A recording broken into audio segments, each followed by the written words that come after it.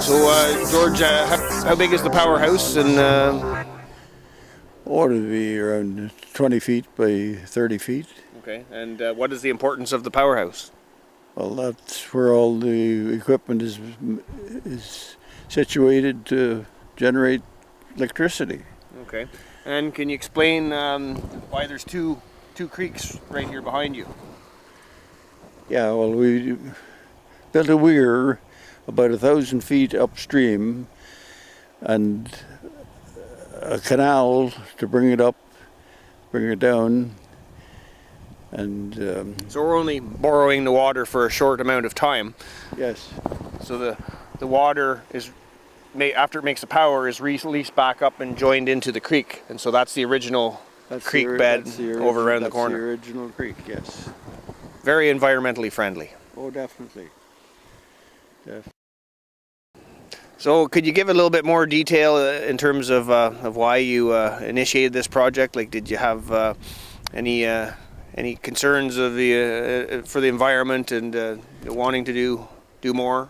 Oh yes, naturally you wanted the environment looked after so that it wouldn't. We don't want to do any harm to that. Right. And it is like a natural resource, water. It only makes sense to be able to harness the electricity from it. That is correct. And there's lots of other spots throughout Ontario that could be, the same thing could be done, but not too many of them will go. And actually, when we built this, the price was down considerable. From, like, if you went to build it now, it'd be prohibitive to do, I'm sure. Because we used a lot of obviously our own labor and use materials and make it as economical as possible. Yeah, that was the main idea of it. Did a lot of it ourselves. So are you proud of what you've accomplished? Oh, definitely. It's something that the next generation is going to appreciate, and we wrote a book about it with all the pictures in it that I'm sure different people have enjoyed reading.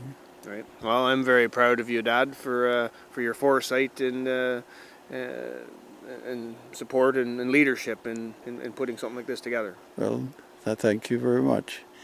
No, we had just built the island there a few years previously, and we still had all our own machinery that you didn't have to rent machinery, just put in the diesel fuel and I'd climb on one of them old draglines and make it pay. Good. So here we are at the diversion weir. Dad, can you explain why one half of the structure is in concrete and the other half in timber crib? Yes, we have had rock on the one half where we were able to pour concrete on and then make where our stop logs go in to let the water go. And on the other half, we progged down 8 feet and there was no rock, so we built a timber crib there. And we are holding back about 4.5 feet of water here, and going down the canal this way, we end up with a 22-foot head to go down to the turbine. Okay. So what is the principle of the diversion weir? Like, how come there's water spilling over it at the moment? Well, we had the plant shut off for probably an hour down there, so that would let the water run over here. Okay, so essentially we cannot store any significant amounts of water. It's whatever water runs into the creek, and whatever water isn't going through the turbine runs over the diversion. It's just the run of the creek is what the water is. Yeah. How How large is the dam? How many feet? It's about, I guess, 100 feet, probably, from that end right through to over here on this end. Well, the canal would be even more than 100 feet. It'd be 100 feet of spillway, pretty close. So Dad, we've have here this old Northwest 25 dragline that was very important in the construction of the hydro project. When did you learn how to run one of these machines, and what all did we use it for in the construction of the hydro plant?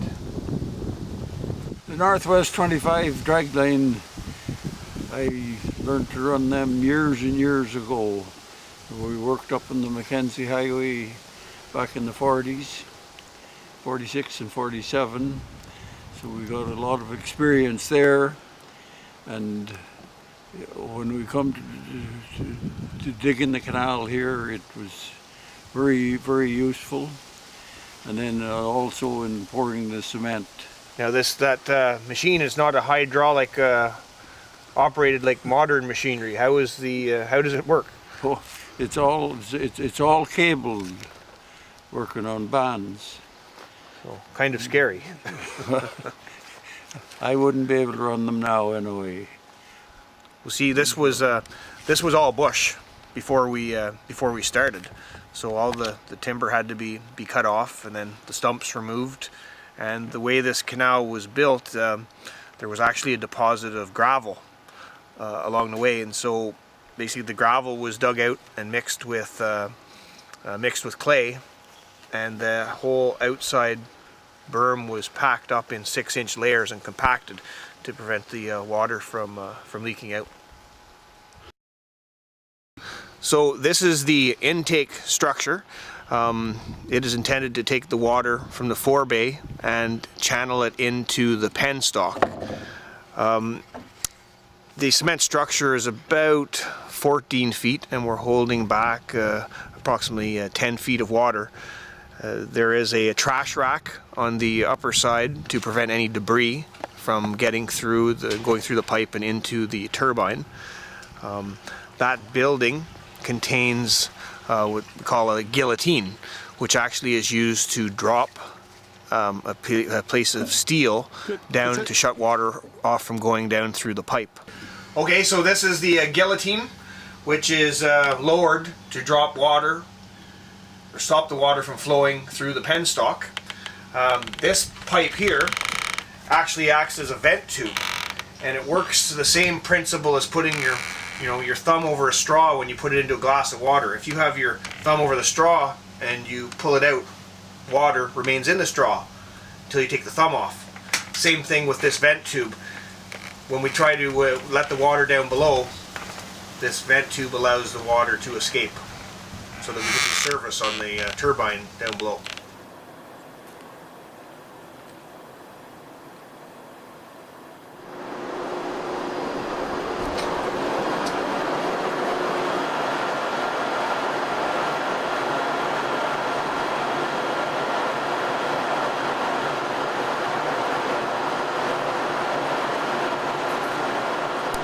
Just having a chat here with my father, George Barrie, and we're talking about the construction of this small hydroelectric generating station on the Waba Creek near Arnprior.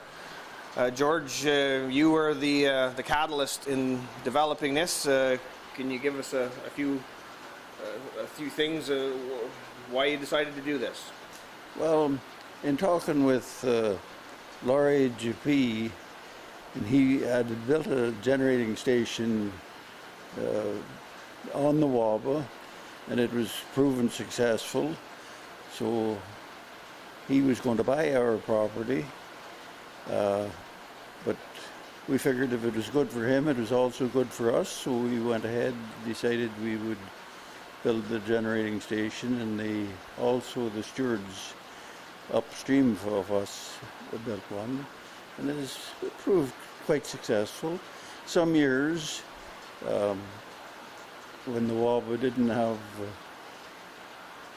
much water, we would be offline, but on the whole general picture, it's been quite an interesting project, I think.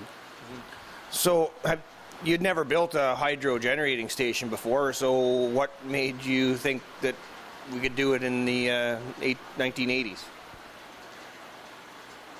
Well, I was a drainage contractor and was used to doing things, so I figured, well,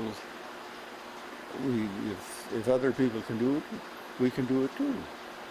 I guess the other thing that was an advantage for us at the time was that Mike and Laurier Dupuis of Canadian Hydro Components were going into the business of manufacturing turbines, and we were one of their first customers. That we got a reasonable deal for a pretty state-of-the-art hydroelectric turbine, and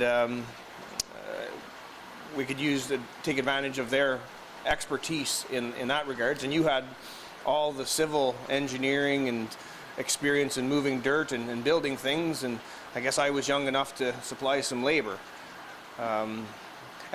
The equipment here, Dad, was everything purchased new? Oh no, we this generating station generator here, right here, we went to Montreal and we were able to pick that up for, what the heck was it? I'm even forgetting. Yeah, I think it came out of like a paper mill in northern Sudbury, yeah, right? And that's probably 70 years old now. Yeah, we worked for a number of years. Last year was the first year that we did any maintenance on this. We put in new bearings in it, and if it'll last another 20 years, that's better still. Yeah.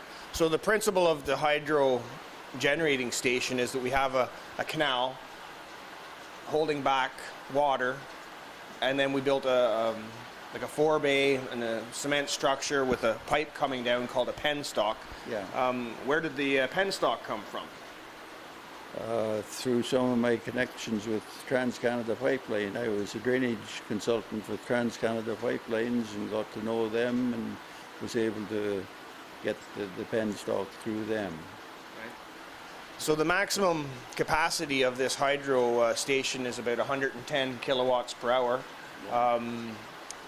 Technically, that would be enough to power up to 40 homes at one time when it was running full capacity. That's what I understand. So I guess in a small way, we're doing our part to contribute to the electrical needs of the province.